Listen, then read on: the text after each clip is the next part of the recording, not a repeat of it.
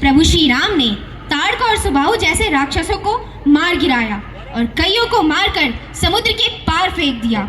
दूसरी ओर लक्ष्मण जी ने भी पूरी राक्षसी सेना का संहार कर डाला।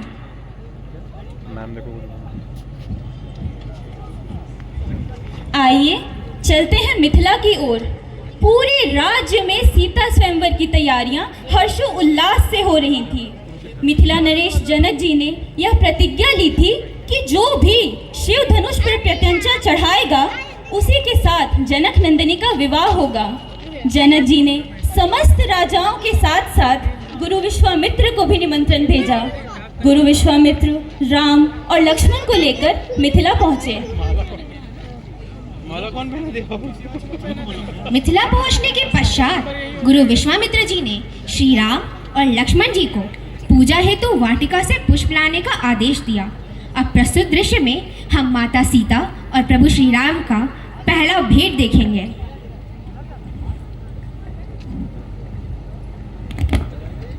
श्री राम को देख श्री जनक नंदिनी भाग में जा खड़ी की खड़ी तो राम देखे सिया माँ सिया राम को राम देखे सिया माँ सिया राम को सिया।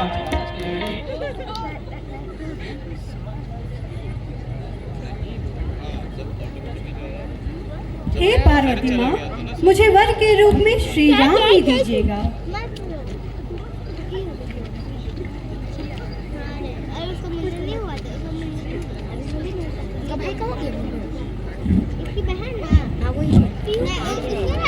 सीता स्वयंवर।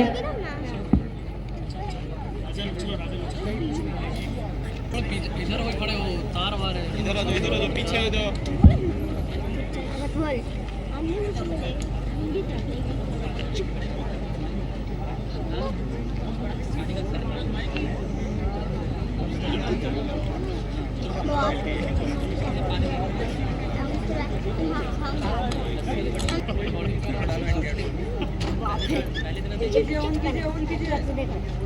पीछे आ जाओ बच्चे, सट जाओगे किसी भी। क्या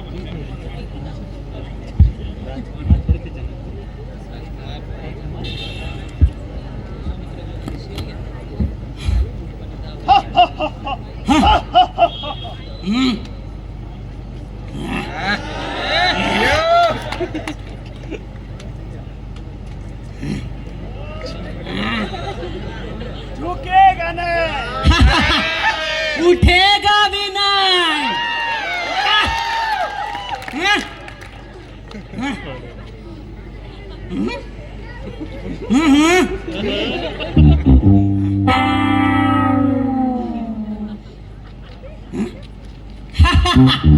और विमल निकल गया केसर का दाम।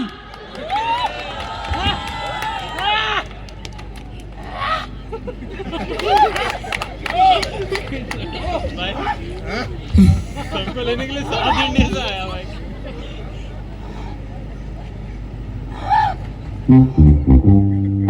क्या रे रजनीगंधा, आ गए दुनिया कदमों में।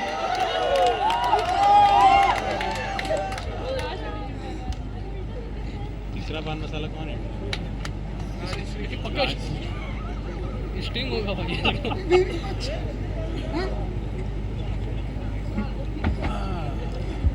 हो गया तेरा, और खा माइटो से खाना। अरे अब बहुत उपासना हो तो ही अच्छा है। हे भगवान, ये मैंने कैसा प्रण ले लिया। लगता है मेरी बेटी सीता अब कुंवारी ही रह जाएगी।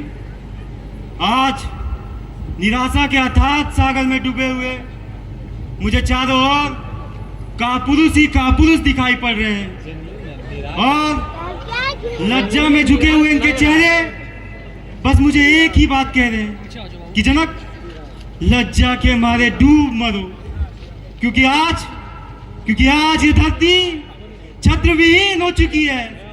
क्या इस भरी सभा में ऐसा कोई नहीं जो ये धनुष को उठा के इसकी प्रत्यंशा चढ़ा सके? मौन हो जाइए महाराज। जिस सभा में मर्यादा पुरुषोत्तम श्री राम बैठे हो, उस सभा में ऐसी अपमानजनक बातें करने का दुस्साहस कैसे किया आपने? महाराज, जिस सभा में सूर्यवंशियों में से कोई एक भी बैठा हो, उस सभा में ऐसी बातें करने का साहस कोई नहीं करता। और आप हैं कि मेरी भैया की वीरता को ललकार रहे हैं। महादेव की सौगंध, अगर मुझे मेरे गुरुदेव आज्ञा दे तो इस तुच्छ धनुष तो क्या, पूरे ब्रह्मांड को एक गेंद की भांति इस तरह धरती पर पटकूं कि इसके टुकड़े टुकड़े हो जाए।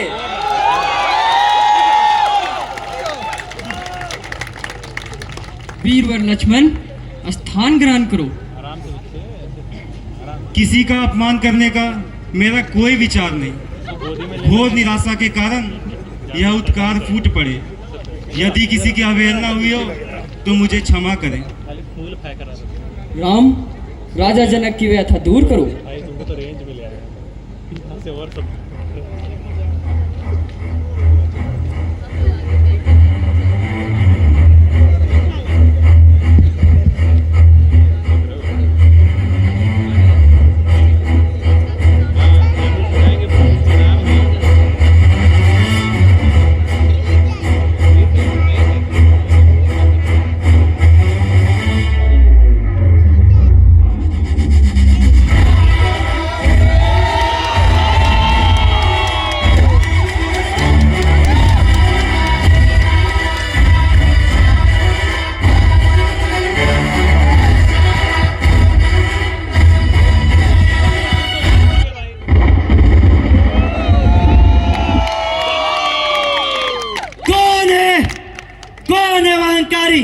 जिसने मेरे आराध्य गुरु भगवान शिव के इस दिव्य धनुष को भंग करने का दुस्साहस किया है? कौन है जिसने आज अपने मृत्यु को ललकारा है? मैं परशुराम भृगुवंशी, समस्त पृथ्वी जगत के क्षत्रिय कुल का विनाशक, आज उस अपराधी के लहू से अपने इस फरसे का प्यास बुझाऊंगा। कौन है मेरे सामने आए? कोई मेरे प्रश्न का उत्तर क्यों नहीं देता? आपके प्रश्न खत्म कहाँ होते हैं मुनिवर? प्रश्न खत्म हो तब तो कोई उत्तर दे। कौन है यह शिष्ट बालक? क्या ये नहीं जानते कि मैं कौन हूँ? मैं भली भांति जानता हूँ मुनिवर कि आप कौन हैं। आप क्षत्रिय कुल नाशक, बाल ब्रह्मचारी, अत्यंत क्रोधी प्रभु परशुराम हैं। और आपके इस क्रोध को देखकर ऐसा लगता है कि इस टूटे हुए धनुष से आपको बहुत मोह रहा है। हमने तो बचपन में कई सारी धनुरियां तोड़ी हैं, लेकिन आज तक हमें किसी ने कुछ नहीं कहा। ऐ मूर्ख नादान बालक, तुम एक मामूली से धनुष की तुलना इस दिव्य शिव धनुष से कर रहे हो। क्षत्रियों के लिए सारे धनुष एक समान होते हैं मुनिवर। प्रभु, ये दिव्य धनुष तोड़ने वाला अवश्य ही आपका कोई सेवक होगा। सेवक सेवा करता है, ऐसे धनुष भंग करने का अपराध नहीं। प्रभु, ये दिव्य धनुष तोड़ने वाला सेवक मैं ही हूँ। आपने तो मुझे पहचान ही लिया होगा। मैं दशरथ पुत्र राम। राम, श्री राम, मैंने आपको पहचान लिया प्रभु। आपके निर्मल वचन ने तो मेरे क्रोध और अहंकार दोनों को शांत कर दिया। आपके दर्शन पाकर मैं धन्य हो गया प्रभु, धन्य हो गया। मेरा परशुराम का आपका प्रणाम स्वीकार कीजिए प्रभु, स्वीकार।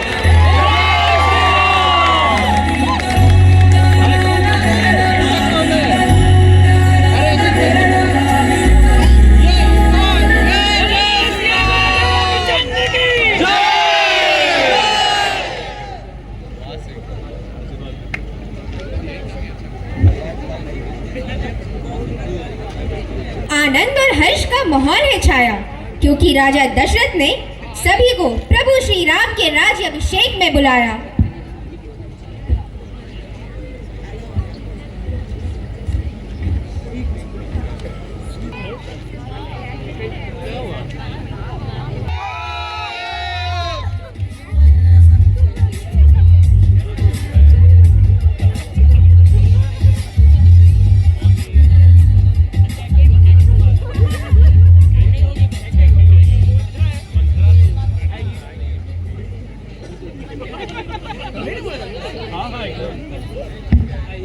मंथरा तो ऐसे कैजुअली बुला। पुत्री कैकेयी, ये क्या हो रहा है? पूरी अयोध्या उत्सव मना रही है और तुम निश्चिंत बैठी हो। हाँ मंत्रा, निश्चिंत क्यों ना हो मैं। आज मेरे राम का राज अभिषेक होने वाला है और इससे ज्यादा खुशी और मुझे कहीं भी नहीं। आनंद? ये आनंद का नहीं, शोक का विषय है। मुझे तो तुम्हारा भविष्य अंधकार में दिख रहा है। क्या तुम्हें अपने भविष्य की चिंता नहीं? करम जली, ये तू क्या कह रही है मंत्रा? मुझे कुछ समझ नहीं आ रहा। अरे मूर्ख, राम का राज्याभिषेक होने जा रहा है। ये तो क्यों नहीं समझती? राम राजा बनेगा और तेरा भरत बनेगा दास। चुप हो जा मंत्रा, मैं तेरी जीभ कटवा दूंगी। क्या कहा तूने? मेरा भरत दास बनेगा और राम राजा? कभी नहीं। हाँ कैकेयी, राम का राज्याभिषेक होते ही महाराज दशरथ और पूरा राज्य राम का ही गुणगान करेंगे। तेरे भरत को कोई नहीं पूछेगा। मंत्रा, मैं तुम्हारा संतरा बना दूंगी। और ये तू किस प्रकार का विष मेरे मन में घोल रही है? राम को सत्ता मिलते ही तू और भरत चाय में पड़ी मक्खी के भांति निकाले जाओगे। तू भी मेरी तरह दासी बन जाएगी, दासी। मैं तेरा सम्मान छीनता नहीं देख सकती रानी। मनहूस मंत्रा, तुम अपने कटु वचनों से मेरे हृदय पर आघात मत करो। क्या कहा तूने? मैं दासी? कभी नहीं।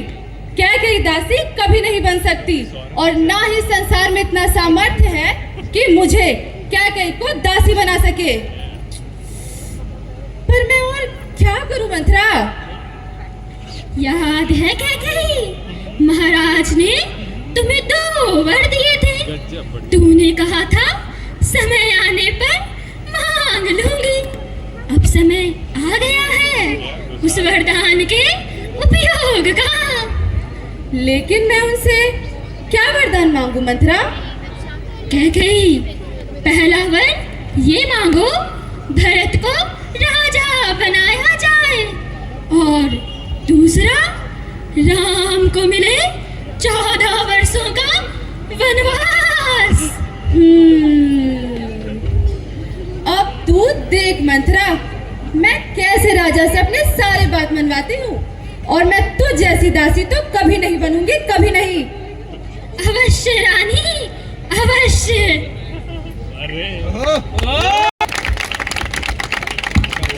कैकेयी,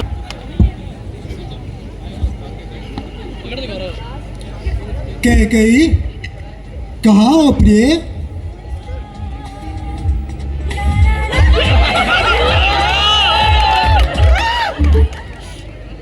कैकेयी, प्रिय, ओ प्रिय, तुम्हारी ये उदासी मुझसे देखी नहीं जाती।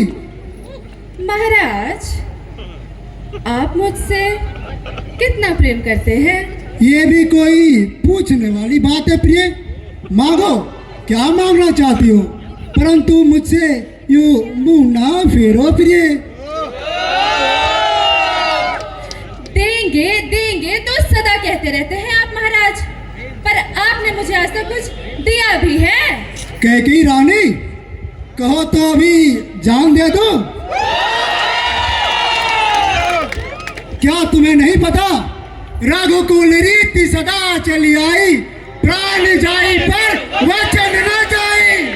मांगो, क्या मांगना चाहती हो? सोच लीजिए महाराज, कहीं ऐसा ना हो कि आप दे ही ना पाए। ठीक है प्रिय। मेरे तो केवल 2 ही वचन है महाराज। आप बताइए, पहले ये वरदान मांगू या ये मांग लो। तो सुनिए महाराज, मेरा पहला वचन, और मेरा पहला वचन ये है कि मेरे भरत को मिले राज सिंहासन। क्या क्या कहा तुमने? अरे महाराज, अभी दूसरा वचन तो सुनिए। और मेरा दूसरा वचन ये है कि राम को मिले 14 वर्ष का वनवास। नहीं, कुलघातनी, ये तूने क्या मांग लिया? तेरे मन में विष भरा है, विष। हाँ, मेरे मन में तो विष भरा है, विष। जिसे मैंने एक हीरे का हार समझ रखा था, वो एक नागिन निकली, नागिन। तू स्त्री नहीं, राक्षसी है तू, राक्षसी। और ये राक्षसी अब आपकी प्रजा खा जाएगी। मुझे नहीं पता था तुम इतना नीचे गिर जाओगी। ऐसा श्राप ना दो कैकेयी। महाराज, महाराज, महाराज, थोड़ी मांगते हैं। आपने तो मुझसे कहा था महाराज, रघुकुल रीत सदा चली आए, प्राण जाए पर वचन न जाए। नहीं कैकेयी नहीं, मेरे राम को मेरे से अलग मत करो कैकेयी, मत करो। जाइए महाराज। संकोच अपने पिता की आज्ञा का पालन करने हेतु वनवास के लिए सज्ज हो जाते हैं।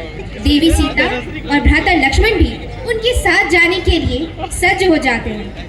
लक्ष्मण जी की पत्नी देवी उर्मिला भी उनके साथ जाने का हठ करती हैं, परंतु लक्ष्मण जी उन्हें वहां रुककर उनके वृद्ध माता पिता की सेवा करने का आग्रह करते हैं।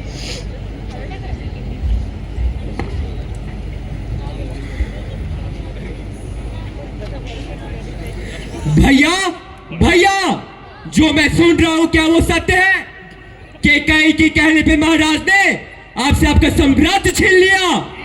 लक्ष्मण, माता कैकेयी को कैकेयी कह के कब से पुकारने लगे तुम? आप बुलाए उसे माता, मैं इस कुलघाटी को माता नहीं बोलूंगा। आपको नहीं पता, मेरा ये धनुष केवल शोभा की वस्तु नहीं है। लक्ष्मण, मैं इस धनुष से महाराज के दुर्गाई सेना का अकेले सामना कर सकता हूं। महाराज को क्या लगा राम बड़ा विनयशील है? उन्हें नहीं पता राम के नाम पर मर मिटने वाले लोग इस फैसले से चुप नहीं बैठेंगे।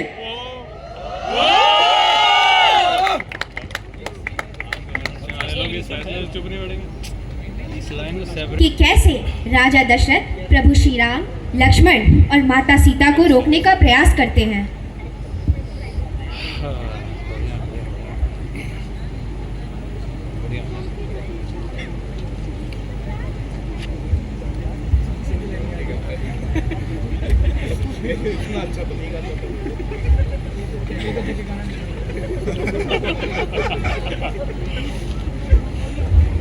प्रणाम पिताश्री, हमें आज्ञा दे।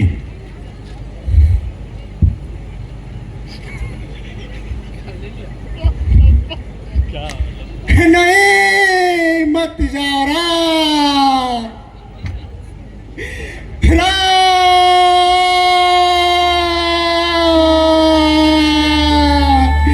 अयोध्या सोनी बढ़ जाएगी।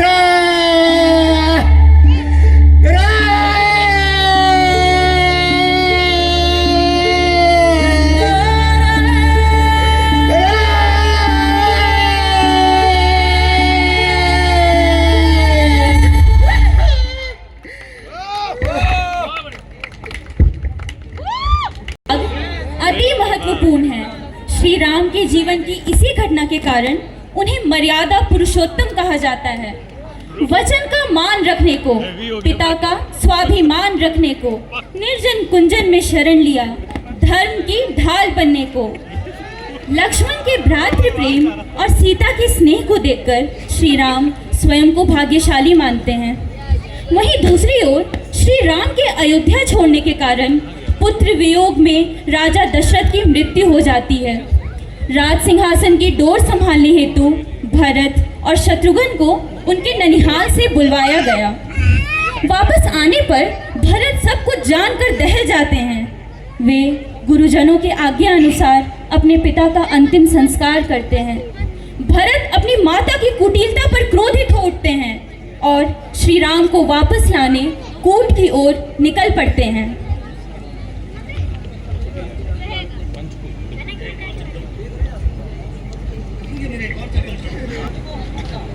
भाई लक्ष्मण बहुत बढ़िया लक्ष्मण मतलब डोमिनेंट भैया भैया मैं आपकी शरण में आ गया। भैया मैं आपकी शरण में आ गया।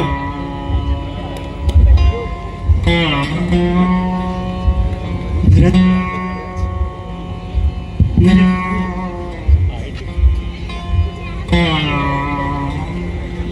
नहीं भैया, जिस पापी के कारण आपकी यह दुर्दशा हुई है उसे आप भाई ना बोलिए। मेरी कुलघाटिनी माता के पापों का मुझे यही दंड मिलना चाहिए। भरत, माता के लिए अपशब्द कहना पाप है और तुम तो धर्म के अवतार हो। मेरी कैकेयी माता के लिए मैं तुमसे इन शब्दों की अपेक्षा नहीं करता। मुझे क्षमा करे भैया, मुझे क्षमा करे। इस परिस्थिति में मेरी मति मारी गई है, परंतु भैया पिताजी की तो यही आज्ञा थी ना कि अयोध्या का राज्य आप संभालो। तो चलिए भैया, आज प्रजा के आंसू सूख गए हैं। आपकी याद में अयोध्या आज एक अनाथ बालक की तरह किलकारियां लगाती है भैया, और उसे शांत कराने का सक्षम मुझ तुच्छ में कदापि नहीं भैया, कदापि नहीं। चला जा कुलनासी, तुझे तो राज्य चाहिए था ना। जाकर राज्य संभाल। लक्ष्मण, क्रोधित मत हो। भरत, हमारे पिता जाने से पहले ये आज्ञा दे गए कि एक पुत्र वन में रहेगा तथा दूसरा राजा बनेगा, और उनकी आज्ञा का पालन करना ही हमारा धर्म है। तो ठीक है भैया, अगर पिताजी की यही आज्ञा थी तो 14 वर्ष वन में मैं बिताऊंगा, पर आप अयोध्या चलिए भैया। धर्म व्यापार नहीं होता भरत, जो वस्तुओं का अदल बदल कर लिया जाए। धर्म अति कठोर और व्यक्तिगत होता है। अगर हर प्राणी अपना कर्तव्य किसी और के कंधे पे डाल दे तो इस सृष्टि में अनाचार फैल जाएगा। जी भैया, अगर आप कहते हैं कि यही धर्म है तो मैं भी आज 10 दिशाओं को साक्षी मानकर ये प्रण लेता हूँ कि यदि आपको आने में एक क्षण भी विलंब हुआ, एक क्षण भी, तो मैं स्वयं सरयू में जल समाधि ले लूंगा। मृत्यु की बात मत कर पगले। भरत के बिना राम क्या करेगा? जा वादा करता हूँ, आ जाऊंगा 14 वर्ष पूर्ण होते ही। मेरी आपसे एक और अनुरोध है भैया, क्या आप उसे स्वीकार करेंगे? पगले, अगर तू मेरे प्राण भी मांग ले तो इसी क्षण दे दूंगा। बोल, तुझे क्या चाहिए? मुझे आपकी चरण पादुकाएं चाहिए भैया। चरण पादुका? हाँ भैया, आपके स्थान पर 14 वर्षों के लिए आपकी चरण पादुकाएं विराजमान रहेंगी। भरत, तेरी सदा जय हो। तेरे इस त्याग को सृष्टि सदा याद रखेगी। तेरे जैसा छोटा भाई पाकर मैं धन्य हो गया भरत। लक्ष्मण। जी भैया।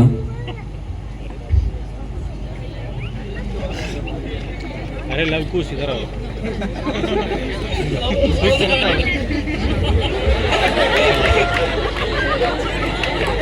अरे क्या है भैया, इन पर एक बार अपने चरण रख लीजिए।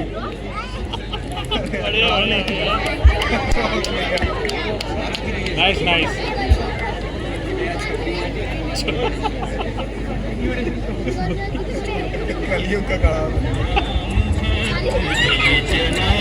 राम की निशान चला रे राम की निशानी, शीश पर खड़ा अखियों में पानी, राम भक्त ले चला रे राम की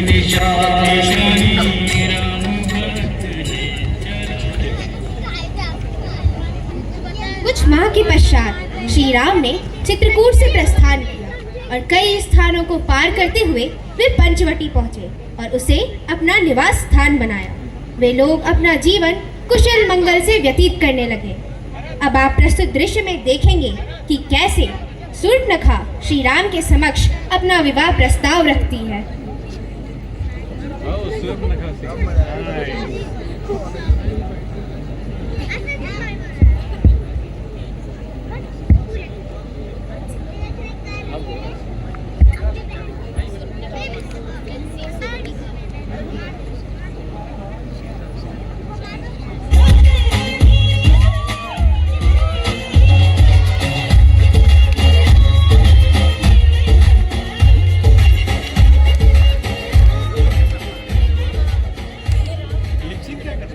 कौन इतना सुंदर पुरुष जंगल में?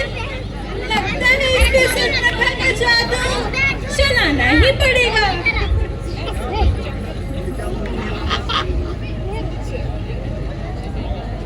ये भी कौन है?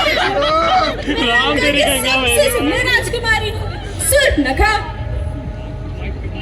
हे देवी, आपने परम प्रतापी राजा महाराज दशरथ का नाम सुना ही होगा।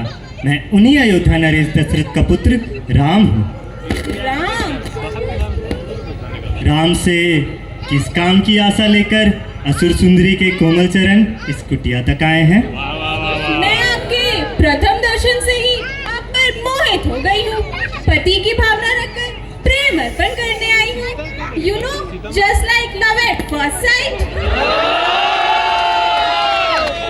परंतु देवी, मैं विवाहित हूँ और यह मेरी पत्नी सीता है।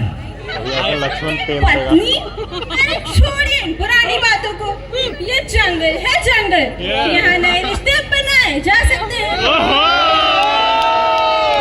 मुझे देखिए, मैं कितनी सुंदर हूँ, कितनी आकर्षक हूँ। चलिए विवाह कर लेते हैं। बस चलिए। किंतु देवी, मैं एक पत्नीव्रत ले चुका हूँ और तुम जैसी स्त्री सौत का साथ कैसे सहन करेगी? वाह, क्या लड़का है, वेरी हैंडसम बॉय।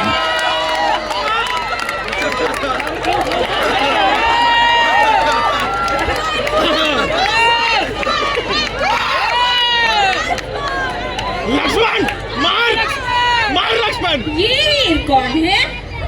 यह मेरा छोटा भाई लक्ष्मण है। मुंह मत खुलवाओ। अकेला है? अरे हाँ, वन में तो अकेला है। अभी के हे वीर, भाई साहब तो अनअवेलेबल है, तो तुम ही सही। वैसे भी छोटा भाई हमेशा ज्यादा हैंडसम होता है। रुक अभी सिग्मा है वो, रुक। चलो विवाह कर लेते हैं। अरे फिर मैं तुम्हें लंका ले जाऊंगी, वहाँ हम हॉलीडेज पे जाएंगे। परंतु देवी, मैं तो अपने स्वामी श्री राम का दास हूँ। आपके शाही महल में मैं कहाँ टिक पाऊंगा? कहाँ आप एक महारानी बनने के सपने देख रही थी और मुझ जैसे दास के साथ विवाह करके एक दासिन का जीवन जीना चाहती हैं? तुम दोनों भाई मेरा प्रेम प्रस्ताव ठुकरा रहे हो? नहीं, मेरा। अच्छा, तो सारी कसाद की जड़ ये सीता है, सीता। इसे तो मैं कच्चा चला जाऊंगी। फिर देखती हूँ मुझसे विवाह करने से कौन मना करता है। भैया, इस चुड़ैल के नाक बड़े लंबे हो गए हैं। लगता है इसे छोटा करना ही पड़ेगा।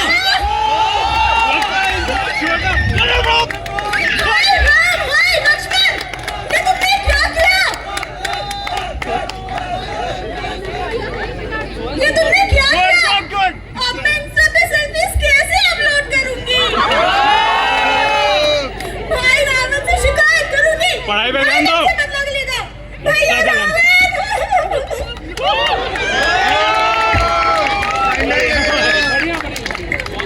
नम्रता से बढ़कर चरित्र है, प्रेम से बढ़कर त्याग और दौलत से बढ़कर मानवता है। यही बातें हमें पिछले दृश्य में सीखने को मिलती हैं। अब प्रस्तुत है शूर्पणखा और रावण का संवाद। भैया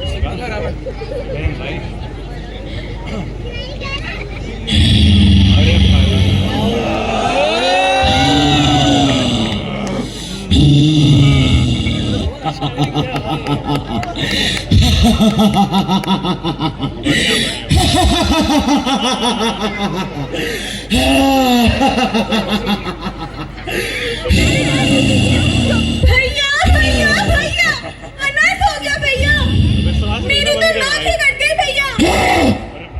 किसने किया ये दुस्साहस? दो वनवासियों ने मेरी नाक काट डाली भैया। वनवासी?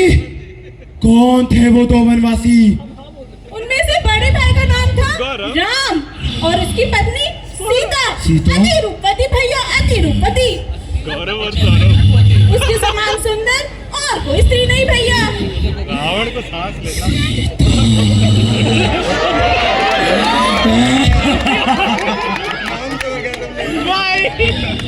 हाँ भैया, सौंदर्य ऐसा कि स्वर्ग के ईश्वर भी हो जाए भैया।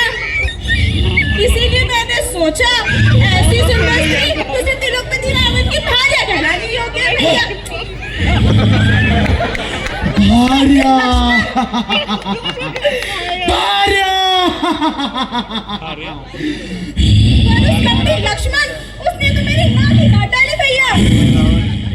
और कहता है जाके कह दो अपने भाई रावण से सूर्य बहन के बैठ जाए लंका में। Stop breathing back. सूर्या? नहीं नहीं, सूपने के उन दोनों वनवासियों ने तो सिर्फ तुम्हारी नाक काटी है।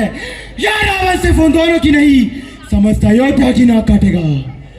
रावण की प्रतिष्ठा पे हाथ डालेगा तो होगा उस वनवासी सीता का हरण।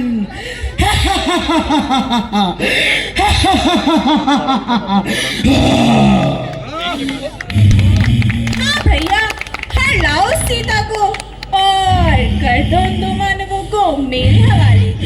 राम लक्ष्मण। सीता भार्या।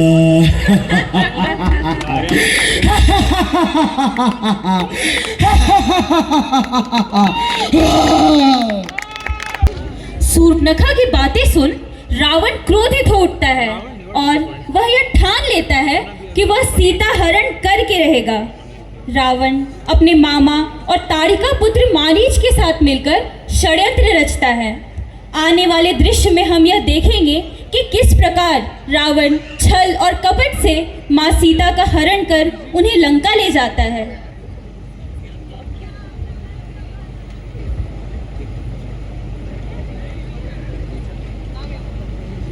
गौरव जटायु वाह, क्या लड़का है। भी अलग है भाई। वो क्या लड़का जटायु का। अरे गोविंदा, बढ़िया बढ़िया बढ़िया। कितना सुंदर दृश्य है। हे स्वामी देखिए, कृपया आप इसे मेरे लिए ला दीजिए। वनवास के पश्चात मैं इसे अयोध्या लेकर जाऊंगी। लक्ष्मण, लगता है तुम्हारी भाभी की इच्छा पूरी करनी ही पड़ेगी। जब तक मैं ना आऊं, भाभी का साथ मत छोड़ना। जैसी आ गया भैया।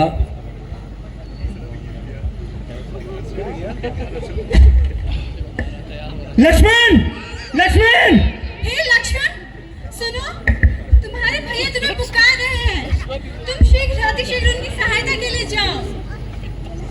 परंतु माते, मुझे भैया ने आपकी रक्षा करने का आदेश दिया है। मैं आपको छोड़कर यहाँ से कहीं नहीं जा सकता। किंतु मैं तुम्हें आदेश देती हूँ, पहले तुम उनकी रक्षा के लिए जाओ। जैसी आज्ञा माते।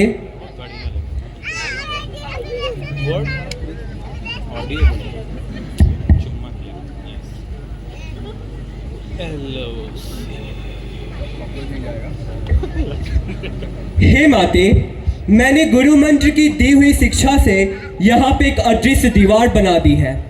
जो भी इस अदृश्य रेखा को पार करने की कोशिश करेगा तो वो जलकर भस्म हो जाएगा। उचित है लक्ष्मण। माते, आपसे यह विनती है कि किसी भी परिस्थिति में राम भैया के आने तक आप अपने चरण इस अदृश्य दीवार के बाहर ना रखें।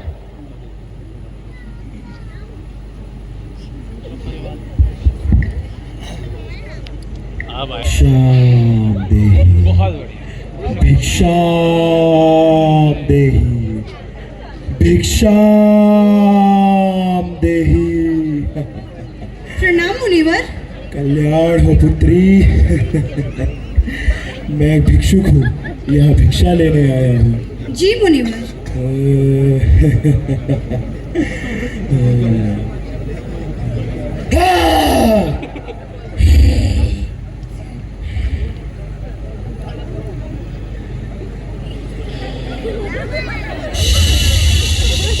हम लोग तो शांत है भाई, तुम्हारी सांसें।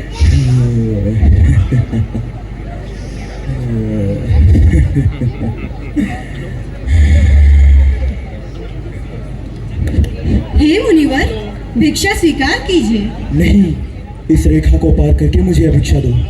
क्षमा प्रार्थी मुनिवर, मुझे इस रेखा को पार करने की अनुमति नहीं है। नहीं, जब तक इस रेखा को पार करके भिक्षा नहीं दोगी, तुम्हारी भिक्षा स्वीकार नहीं की जाएगी। जाओ, मैं तुम्हारे पति को श्राप। नहीं नहीं नहीं नहीं।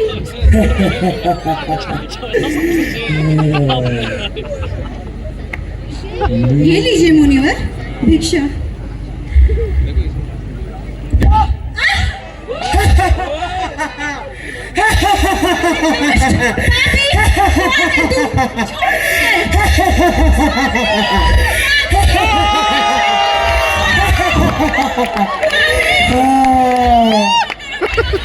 रावण, तू तो अपने आप को बहुत वीर पराक्रमी समझता है ना, फिर भी तुम्हें एक पराई स्त्री का अपहरण करते हुए थोड़ी सी भी लज्जा नहीं आई? लज्जा किस बात की? त्रिलोकपति हूँ मैं, संसार की समस्त सुंदर चीजों पे अधिकार है मेरा। सीता मेरे पुत्र वधू के समान है और मैं उसका अपहरण होने नहीं दूंगा। छोड़ मुझे। और रावण बहुत उड़ रहा था।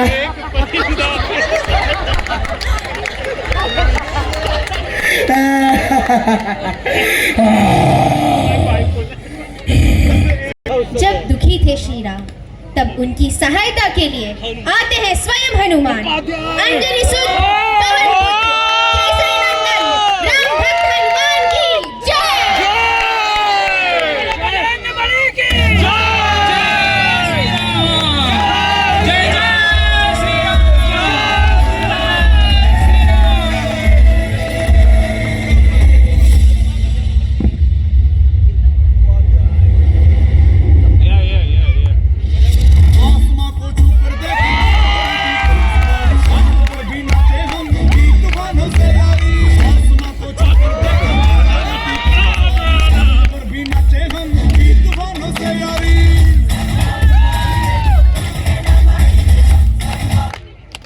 बढ़िया बढ़िया बजरंग बली को कमेंट। ओम राम रमाय नमः। ओम राम रमाय नमः। ओम राम रमाय नमः। ओम राम रमाय नमः। ओम राम रमाय नमः। अरे सागर हनुमान, वीर हनुमान। महाराज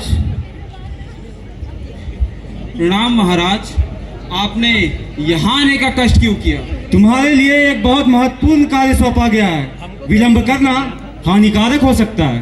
परंतु महाराज, ऐसा कौन सा कार्य आन पड़ा है? हनुमान, पर्वत के नीचे दो मनुष्य तीर धनुष लिए घूमते नजर आ रहे हैं। मुझे ऐसा प्रतीत हो रहा है वे उस बाली के भेजे गए गुप्तचर होंगे।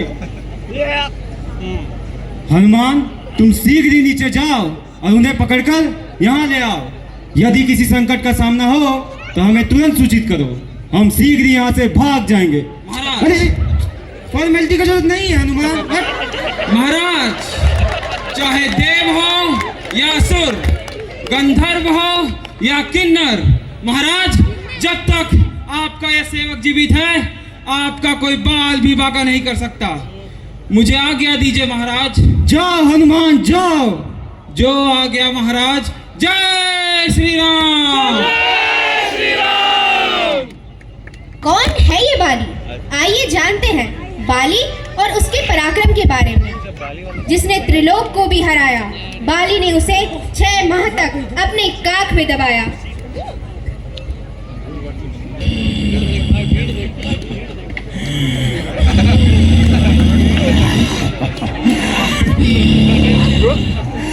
बाली, बाहर निकल जाओ यार। कहाँ छुप के बैठे हैं? निकल। कहाँ है? निकल बाहर। किसने मुझे ललकारा? बाली, आज तुझे तारों की सैर करो। रावण, आज मैं दिखाता हूँ तुझे अपनी पावर। चिंटू सूर, मारा जाएगा रे। मिंटू सूर,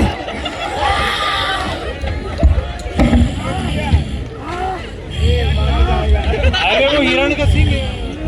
बाली, बच्चों को क्या हरा के खुश होता है? बाप से लड़।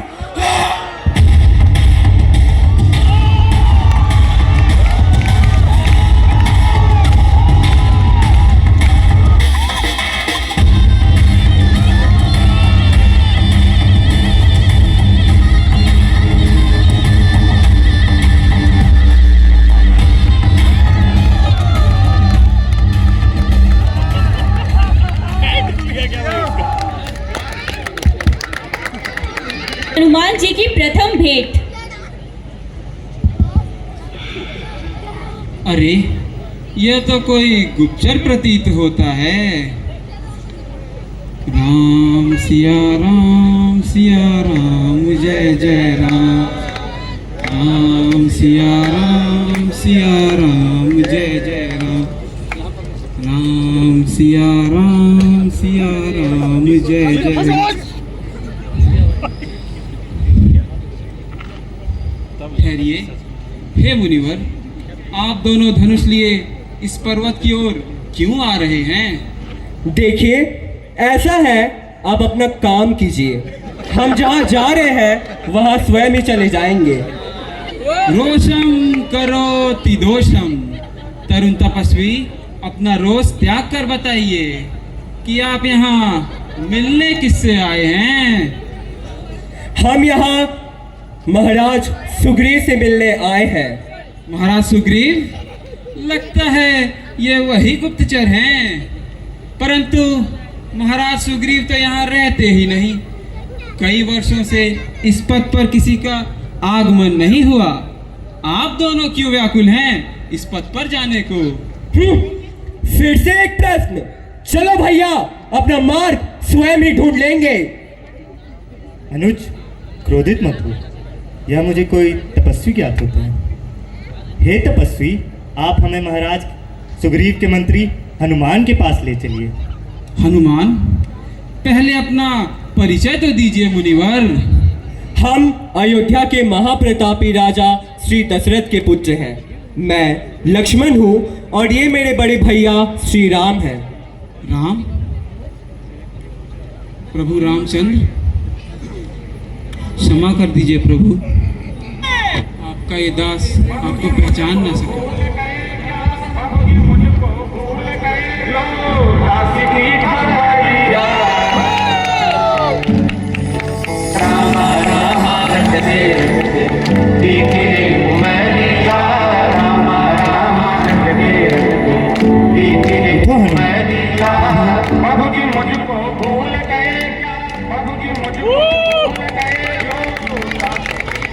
प्रभु, मैं तो एक जड़ भांति वानर हूँ, अपने आराध्य को पहचान ना सका, परंतु आप तो सर्वज्ञ हैं।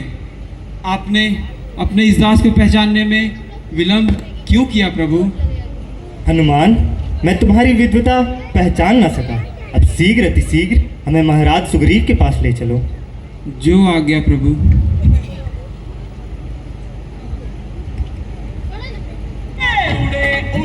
जय श्री राम।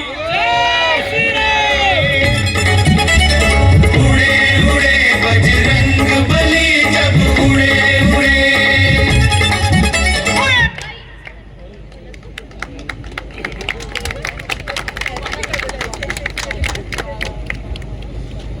कपिराज, कपिराज, कपिराज। कहो हनुमान। महाराज, ये मेरे आराध्य प्रभु श्री रामचंद्र हैं और ये इनके भ्राता लक्ष्मण भैया हैं। मैं सूर्य पुत्र सुग्रीव आपके श्री चरणों में प्रणाम करता हूँ। महाराज, प्रभु श्री राम की भार्या माता सीता को किसी ने धोखे से हर लिया है और वे काफी चिंतित हैं महाराज। प्रभु, मैं आपको आश्वासन देता हूँ कि जब तक मैं आपकी भार्या को ढूंढ नहीं लेता तब तक हम में से एक भी वानर चैन की नींद नहीं सोएगा। मित्र, क्या तुम्हें ज्ञात है मेरी सीता को कौन ले गया है? प्रभु, मेरा ऐसा अनुमान है कि मैंने माता सीता को उस क्रूर राक्षस के साथ दक्षिण दिशा की ओर जाते हुए देखा। हनुमान, तनिक वो पोटली तो ले आओ। जो आ गया महाराज।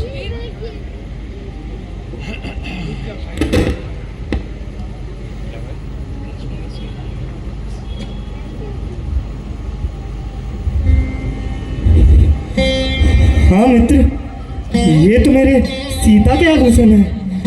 देखो लक्ष्मण, ये उसके कर्णपुल और बाजूबंधन है। भैया, मैंने तो आज तक भाभी के मुख पर दृष्टि डाली ही नहीं, इसलिए मैं इन कुंडलों और बाजूबंधुओं को नहीं पहचानता। परंतु हाँ, प्रतिदिन भाभी की चरण वंदना करने के कारण मैं इन नुपुरों को अवश्य पहचानता हूँ। ये वही नुपुर है जो मेरे भाभी के चरणों की शोभा बढ़ाते थे। सीते, मुझे तुम्हारा संदेश मिल गया है। मैं आ रहा हूँ सीते।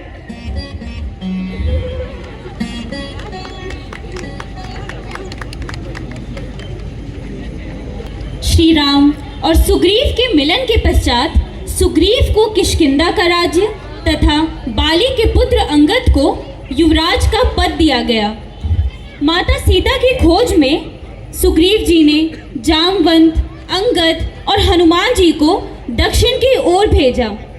समुद्र तट पर उनकी भेंट संपाति से हुई, जिसके द्वारा उन्हें यह ज्ञात हुआ कि रावण ने मां सीता को लंका में रखा है। परंतु समुद्र की विशालता देख सभी लोग चिंतित हो उठते हैं कि यह दुर्गम कार्य करेगा कौन। प्रस्तुत दृश्य में हम यह देखेंगे कि किस प्रकार जामवंत जी सभी लोगों का मार्गदर्शन करते हैं।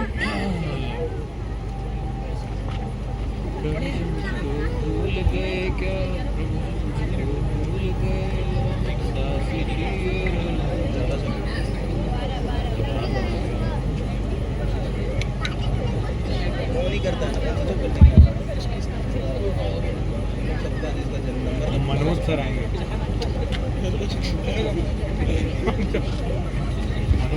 हनुमान, क्या हुआ हनुमान?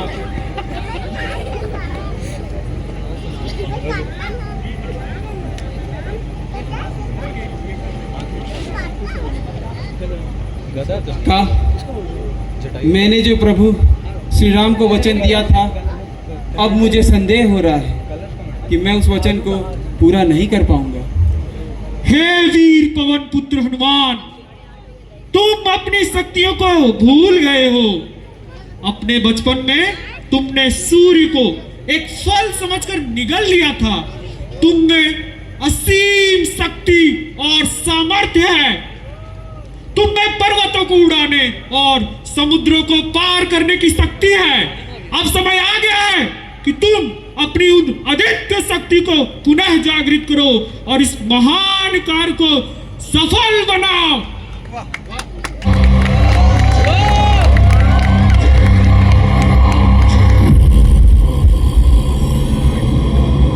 रघुनंदन रघुनंदन रघुवर सेवन रघुपति शायन। जय श्री राम। शतयोजन शत शतयोजन शरधि नियोजन शर परिलंघन। हनुमान जी अनेक कठिनाइयों को पार करते हुए, समुद्र को लांघते हुए लंका पहुंचते हैं और वहां अशोक वाटिका में उनकी भेंट मां सीता से होती है।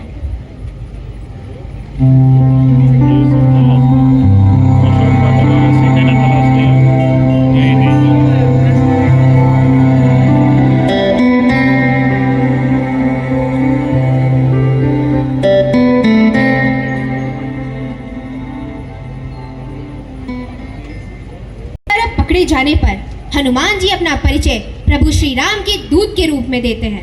काफी वाद विवाद के पश्चात रावण क्रोधित होकर हनुमान जी की पूंछ में आग लगवा देता है और उसी जलती हुई पूंछ के साथ हनुमान जी पूरी लंका का दहन कर देते हैं। जय श्री राम, जय श्री राम। फिर हनुमान जी माता सीता का संदेश लेकर प्रभु श्री राम के पास लौटते हैं, जिसके पश्चात श्री राम, लक्ष्मण, हनुमान जी और पूरी वानर सेना के साथ मिलकर राम सेतु की स्थापना करते हैं और उसे पार कर लंका पहुंचते हैं, जिसके पश्चात श्री राम, लक्ष्मण जी, हनुमान जी और पूरी वानर सेना के साथ मिलकर राम सेतु की स्थापना करते हैं और उसे पार कर लंका पहुंचते हैं।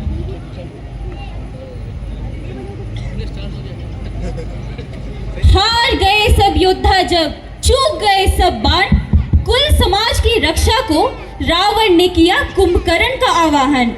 शरीर से विशाल काया होना उसकी विशिष्टता थी।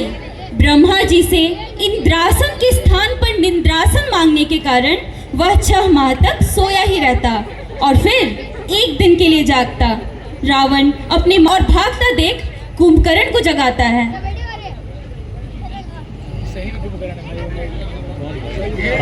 अपूर्व था।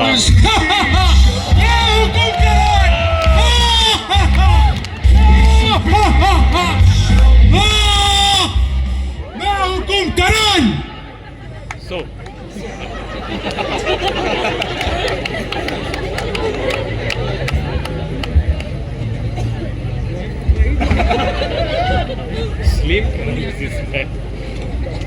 ये दोनों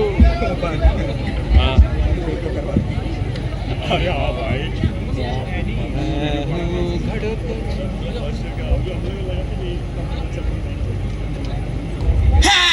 bienvenidos a la cripta. Dame tu cosita, dame tu cosita, dame tu cosita, dame tu cosita, dame tu cosita, dame tu cosita. Boss तो जग ही नहीं रहे, लगता है बॉस का फेवरेट गाना बजाना पड़ेगा। अरे मेरा फेवरेट गाना।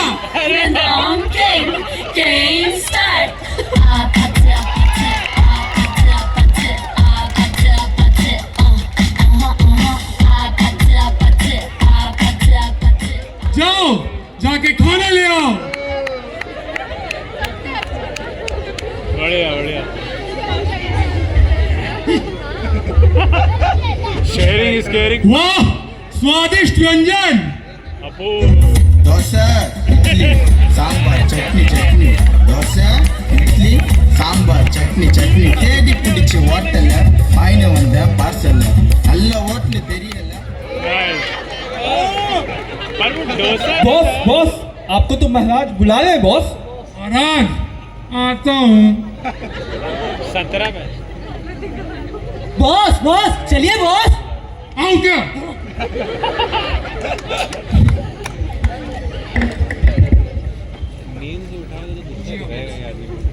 रावण कुंभकर्ण संवाद।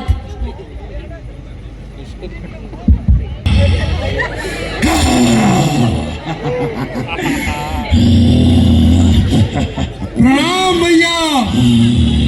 भैया आपने मुझे क्यों जगाया? कुंभकर्ण, लंका को तुम्हारी आवश्यकता है वीरवर। राम की सेना ने लंका को चारों ओर से घेर लिया है। जाके शत्रु की सेना का संहार करो, संहार करो। परंतु अयोध्या के राम को लंका से क्या चाहिए भला? हमने उनकी पत्नी सीता को हर लिया है।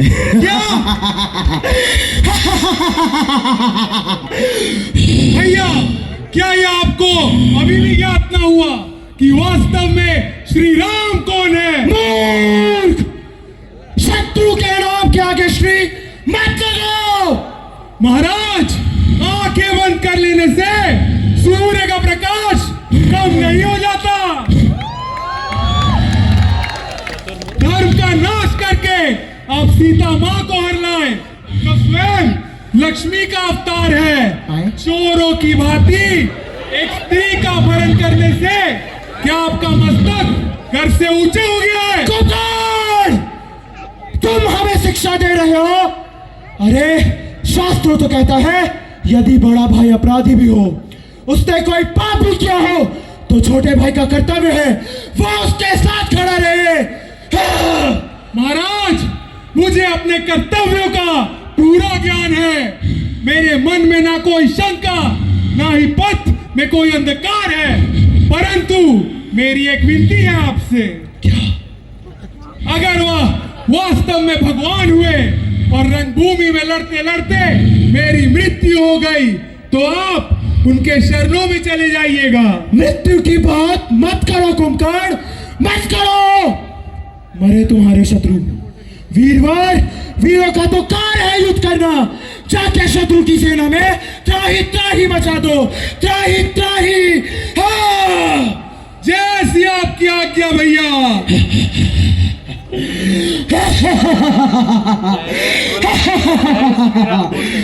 युद्ध में कुंभकर्ण ने श्री राम के हाथों परम गति प्राप्त की।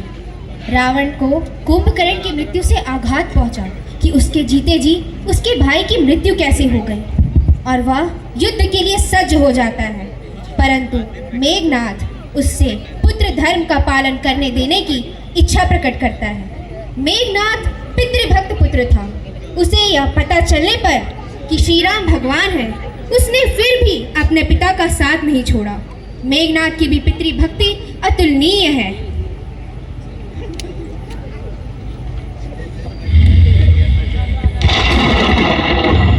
राम पिताश्री, कल्याण हो तात, अब तो तुम्हारे काका भी नहीं रहे। पिताश्री, लंका की प्रतिष्ठा के लिए अपने प्राणों की आहुति देने वालों को तो मैं लौटा के नहीं ला सकता, परंतु काका कुंभकर्ण की मृत्यु के बाद मेरे मन में भी प्रतिशोध एवं प्रतिहिंसा की ज्वाला को और भड़का दिया है। महाराज पिताश्री, आप मुझे रणभूमि में जाने की अनुमति दे। नहीं नहीं तात, तुम लंका के अंतिम धरोहर हो। अंत तक तुम्हारी रक्षा करना अनिवार्य है। हाँ। यह पिता का मुंह बोल रहा है पिताश्री, परंतु पुत्र धर्म इसकी अनुमति नहीं देता। पिताश्री, आपके मन में भी दुर्बलता एक छोटा सा छिद्र कर रही है, परंतु उससे सावधान रहे। युद्ध के लिए पूर्ण मनोबल आवश्यक है। हाँ। पिताश्री, इंद्रजीत पर विश्वास रखें, मैं युद्ध का चित्र ही बदल दूंगा। पिताश्री, आप मुझे आज्ञा और आशीर्वाद दोनों दे। जाओ तात, विजय की नई कीर्तिमान स्थापित करके लौटो। पिताश्री,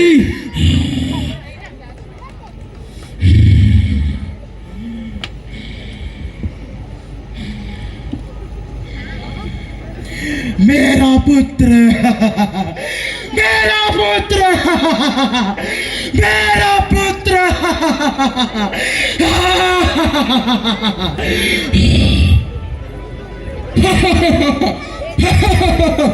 कहाँ छुप के बैठा है कायर?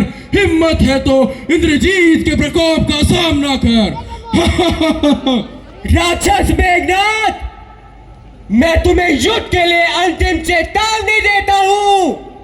अपने आस उठाकर युद्ध के लिए तैयार हो जाओ। इंद्र को बंदी बनाकर पिता के पराजय में विजय को परिवर्तित कर देने वाले इंद्रजीत की मृत्यु असंभव है। वनवासी लक्ष्मण, बातों से नहीं, बाणों से प्रहार करो रावण पुत्र मेघनाथ।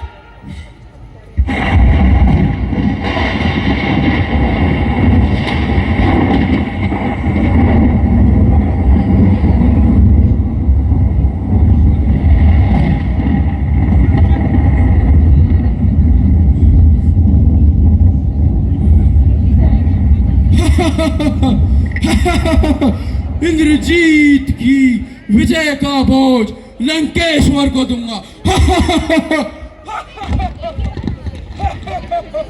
जय श्री राम। दोस्त, ये पूरे संसार को भार को अपने फन पर रखते हैं, इन्हें तू क्या उठाएगा पापी? भैया भैया अपनी आंखें खोलिए भैया, भैया अपनी आंखें खोलिए भैया। प्रभु प्रभु देखिए ना। लक्ष्मण लक्ष्मण लक्ष्मण लक्ष्मण, ब्रह्मांड में ऐसी कौन सी शक्ति है जिसने लक्ष्मण को शक्तिहीन कर दिया? क्या क्या ये भी कोई निशाचरी माया है? नहीं प्रभु, यह कोई निशाचरी माया नहीं, बल्कि मेघनाथ ने घात लगाकर वीरघातनी शक्ति का प्रहार किया है।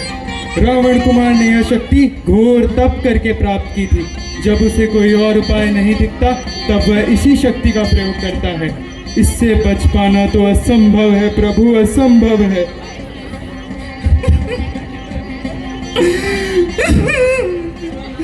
लक्ष्मण लक्ष्मण आंखें खोलो लक्ष्मण।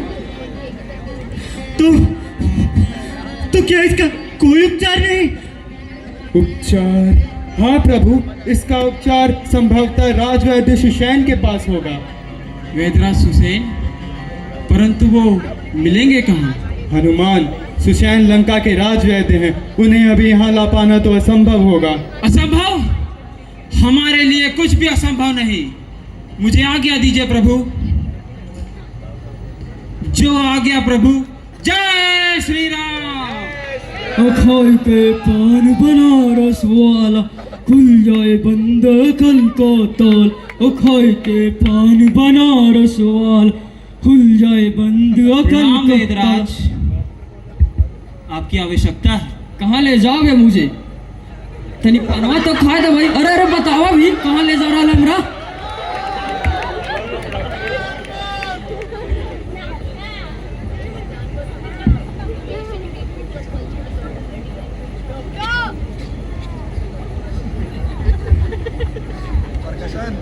इन्हें क्या हुआ वैद्यराज? एक बार मनुष्य नाग पास से बच जाए, यम पास से बच जाए, किंतु इनका बचना असंभव है प्रभु। परंतु इसका कोई तो उपाय होगा? हाँ, एक अत्यंत दुर्लभ और कठिन उपाय तो है। क्या? हिमालय की चोटियों में द्रोणगिरी नामक पर्वत पे संजीवनी बूटी पाई जाती है। यदि कोई सूर्योदय से पहले ले आए तो इनकी प्राण बचाई जा सकती है।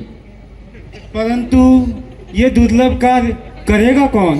महाराज, लक्ष्मण भैया के लिए संजीवनी मैं लाऊंगा। तो जाओ हनुमान, जाओ। तो जाओ हनुमान, बूटी मोड़ से बूटी ले आओ। अरे sorry sorry sorry sorry, Dronagiri पर्वत से संजीवनी बूटी ले आओ। मुझे आज्ञा दीजिए प्रभु। जो आज्ञा प्रभु। जय श्री राम।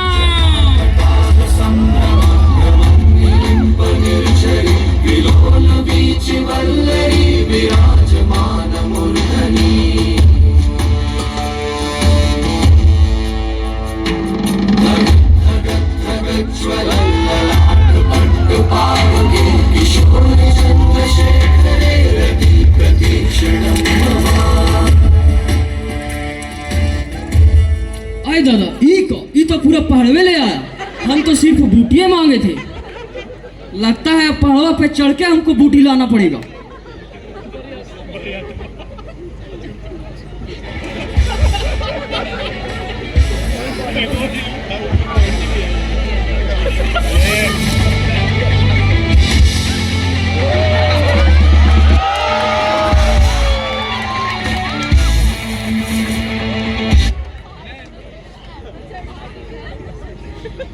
है बचपन में हमको च्यवनप्राश खा ही लेना चाहिए था। अभी पहाड़ों पे हम चढ़ जाते। पर्वतराज बूटी देने की कृपा करे जिससे कि मैं लक्ष्मण कुंवर की प्राण बचा सकूं।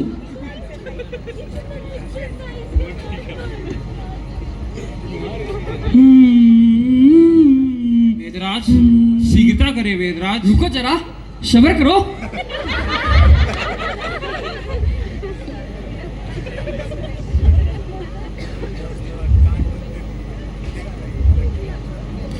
कहाँ है मेघनाथ? कहाँ है?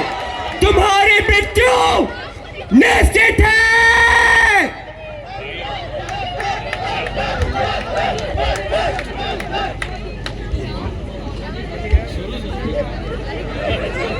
अब मेरा क्या होगा? कोई हमका भी ले जाओ भाई, कोई हमका भी ले जाओ भाई। कोई अरे तनी धीरे भाई। अरे अरे हमारे सामान हो।